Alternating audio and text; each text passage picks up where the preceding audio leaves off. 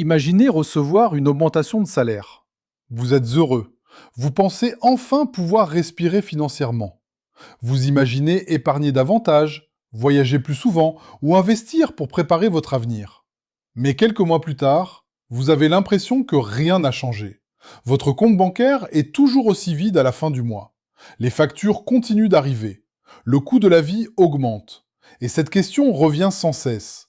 Pourquoi ai-je l'impression de gagner plus sans jamais devenir plus riche? Si cette situation vous semble familière, sachez que vous êtes loin d'être seul. Partout dans le monde, des millions de personnes travaillent dur, obtiennent parfois des augmentations, changent même d'emploi pour gagner davantage, mais malgré tous leurs efforts, elles ont toujours le sentiment de courir après leur argent. Alors, où passe réellement cet argent? Pourquoi un salaire plus élevé ne garantit-il pas une meilleure situation financière? Est-ce uniquement la faute de l'inflation, des impôts? Ou existe-t-il un mécanisme plus profond que beaucoup de personnes ignorent complètement? Aujourd'hui, nous allons analyser ce phénomène qui touche des millions de familles. Nous verrons pourquoi augmenter ses revenus ne suffit pas toujours, quelles sont les erreurs les plus fréquentes, et surtout, comment reprendre progressivement le contrôle de son argent. Bienvenue sur Finance Vision. Chapitre 1. Le plus grand mensonge sur le salaire. Depuis notre enfance, une idée est souvent répétée. Travaille bien à l'école, trouve un bon emploi, gagne un bon salaire, et tout ira bien. Cette idée paraît logique. Après tout, plus on gagne d'argent, plus on devrait vivre confortablement. Pourtant, dans la réalité, ce n'est pas toujours ce qui se produit. Imaginez deux personnes. La première gagne 2000 € par mois. La seconde gagne 4000 €. Instinctivement, beaucoup pensent que la seconde est forcément beaucoup plus riche. Mais ce n'est pas toujours vrai. Pourquoi? Parce que le salaire représente uniquement un revenu. La richesse, elle, dépend surtout de ce que vous faites avec ce revenu. Une personne qui gagne 2000 € mais dépense intelligemment peut parfois construire davantage de patrimoine qu'une personne qui gagne 4000 € tout en augmentant constamment son niveau de vie. C'est ici que beaucoup tombent dans ce que les économistes appellent parfois l'inflation du mode de vie. Lorsque les revenus augmentent, les dépenses augmentent également. Nouvelles voitures, appartements plus grands, téléphones plus chers, vacances plus coûteuses, restaurants plus fréquents. À première vue, cela semble être une récompense du travail. Mais progressivement, ces nouvelles habitudes absorbent presque toute l'augmentation du salaire. Résultat, le revenu augmente, mais la capacité à s'enrichir reste pratiquement identique. Pourquoi nous avons toujours l'impression de manquer d'argent? Une autre raison explique cette sensation. Le cerveau humain s'adapte très rapidement. Lorsqu'une personne double son salaire, elle pense que sa vie va complètement changer. Pendant quelques semaines, c'est souvent le cas. Mais très vite, ce nouveau salaire devient la normalité. Les nouvelles dépenses deviennent normales. Le nouveau téléphone devient normal. La voiture devient normale. Le nouvel appartement devient normal. Et sans s'en rendre compte, la personne recommence à ressentir exactement la même pression financière qu'avant. C'est ce que les psychologues appellent parfois l'adaptation hédonique. Autrement dit, nous nous habituons très vite à une amélioration de notre niveau de vie. Et nous cherchons ensuite encore plus. C'est précisément pour cette raison que certaines personnes gagnant plusieurs milliers d'euros par mois disent malgré tout « je n'arrive toujours pas à économiser ». Le problème n'est donc pas uniquement le montant du salaire. Le problème est souvent l'absence d'une stratégie financière. Car un salaire est comme un seau rempli d'eau. Si ce seau est percé par des dépenses inutiles, peu importe la quantité d'eau que vous ajoutez, il finira toujours par se vider. Et c'est cette idée que nous allons approfondir dans la suite de cette vidéo. Chapitre 3. L'inflation, le voleur silencieux de votre salaire. Il existe un ennemi dont on parle souvent aux informations, mais que beaucoup de personnes ne comprennent pas vraiment. Cet ennemi s'appelle l'inflation.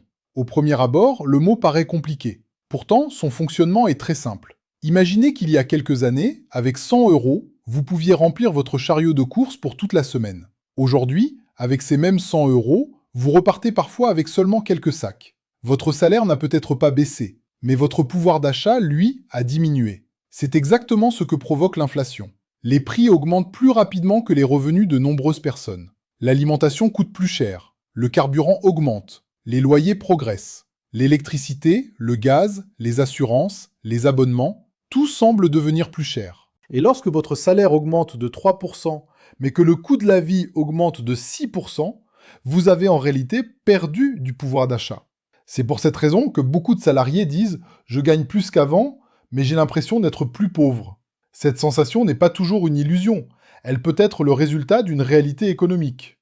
Mais l'inflation n'explique pas tout, car deux personnes vivant dans le même pays, avec les mêmes prix, peuvent obtenir des résultats financiers totalement différents. Pourquoi? Parce que leurs habitudes ne sont pas les mêmes. Chapitre 4. Les dépenses invisibles qui détruisent votre budget. Lorsque l'on demande à quelqu'un où passe son argent, la réponse est souvent la même. Je ne sais pas. Et pourtant, la plupart des dépenses ne sont pas énormes. Elles sont petites, presque invisibles. Un abonnement oublié, une application payante, des livraisons fréquentes, des achats impulsifs sur Internet, des cafés achetés chaque matin. Quelques euros par-ci, quelques euros par-là. Pris séparément, ces montants semblent insignifiants. Mais additionnés sur un mois, puis sur une année, ils représentent parfois plusieurs centaines, voire plusieurs milliers d'euros. C'est précisément ce qui rend ces dépenses dangereuses. Elles passent inaperçues. Les personnes qui maîtrisent leurs finances ne se contentent pas de gagner plus, elles savent exactement où part leur argent. Elles consultent régulièrement leurs comptes, elles analysent leurs dépenses, elles distinguent les achats utiles des achats impulsifs.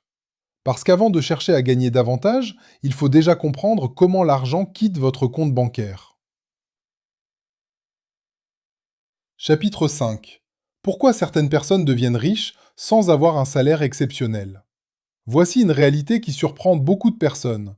Il existe des millionnaires qui n'ont jamais gagné des salaires extraordinaires. Comment est-ce possible? Parce que leur priorité n'était pas d'augmenter uniquement leurs revenus, leur priorité était de construire progressivement un patrimoine. Chaque mois, ils mettaient une partie de leur salaire de côté, ils évitaient les dettes inutiles, ils investissaient régulièrement, ils pensaient sur 10 ou 20 ans plutôt que sur le prochain week-end. Pendant que d'autres augmentaient constamment leur niveau de vie, eux augmentaient progressivement leurs actifs. Et c'est cette différence qui finit par produire un écart énorme. La richesse ne dépend pas uniquement du salaire, elle dépend aussi de la manière dont ce salaire est utilisé. Deux personnes peuvent gagner exactement la même somme. L'une verra son compte revenir à zéro chaque fin de mois. L'autre construira progressivement un patrimoine capable de produire de nouveaux revenus. Ce n'est pas une question de magie, c'est une question de stratégie. Et c'est cette stratégie que nous allons découvrir dans la dernière partie de cette vidéo. Chapitre 6. Les 5 habitudes qui peuvent transformer votre situation financière. À ce stade, une question importante se pose. Si un salaire plus élevé ne suffit pas, que faut-il faire pour améliorer sa situation financière? La réponse tient souvent dans des habitudes simples, mais appliquées avec régularité. La première habitude est de se payer en premier. La majorité des personnes payent toutes leurs dépenses, puis épargnent ce qu'il reste. Le problème, c'est qu'il ne reste souvent plus rien. Les personnes qui réussissent financièrement font l'inverse. Dès qu'elles reçoivent leur salaire, elles mettent de côté une partie de cet argent, même une petite somme. Ce n'est pas le montant qui compte au début, c'est la discipline. La deuxième habitude est d'avoir un budget. Beaucoup pensent qu'un budget est une contrainte. En réalité, c'est une carte. Imaginez partir en voyage sans GPS. Vous risquez de vous perdre. Avec votre argent, c'est exactement la même chose. Si vous ne savez pas où il va, vous aurez beaucoup plus de difficultés à atteindre vos objectifs. La troisième habitude consiste à investir sur soi-même. Lire, se former, développer de nouvelles compétences, apprendre une nouvelle langue, comprendre l'économie. Les connaissances sont souvent l'investissement qui offre le meilleur rendement à long terme. La quatrième habitude est de créer plusieurs sources de revenus. Compter uniquement sur un salaire peut devenir risqué. De nombreuses personnes cherchent progressivement à développer d'autres revenus. Cela peut être un projet personnel, une activité indépendante ou un investissement qui génère des revenus au fil du temps. Enfin, la cinquième habitude est de penser sur plusieurs années. Les personnes qui construisent un patrimoine ne cherchent pas à devenir riches avant la fin du mois. Elles prennent des décisions qui produiront des résultats dans 5, 10 ou 20 ans. C'est cette patience qui fait souvent toute la différence. Chapitre 7. Faire travailler son salaire au lieu de travailler uniquement pour son salaire.